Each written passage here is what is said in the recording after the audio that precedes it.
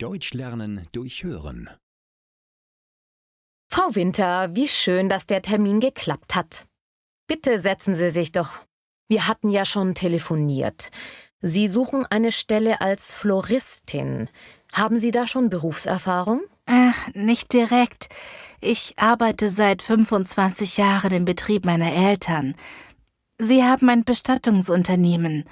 Meine Aufgabe war immer, die Blumendekoration im Saal zu gestalten, für die Trauerfeier, Sie wissen schon. Aha. Und das möchten Sie nicht mehr?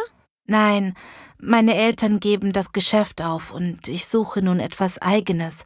Eine Stelle, bei der ich mit Blumen arbeiten kann. Das hat mir immer viel Spaß gemacht. Und die Kunden waren immer sehr zufrieden. Okay. Ich denke, man kann das als Berufserfahrung anerkennen. Heute Morgen habe ich ein Angebot bekommen, das könnte Sie vielleicht interessieren. Es handelt sich um die Friedhofsgärtnerei Böhmer. Die suchen zum nächsten Monat eine Floristin in Vollzeit. Wäre das etwas für Sie? Ja, das hört sich passend an. Ich bleibe da ja fast in der Branche.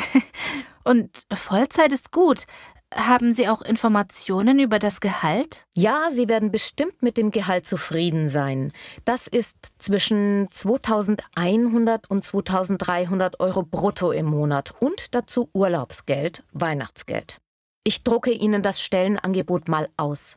Und ich rufe auch gleich dort an und mache einen Vorstellungstermin für Sie aus. Das ist nett, danke schön. Ich hoffe, es klappt.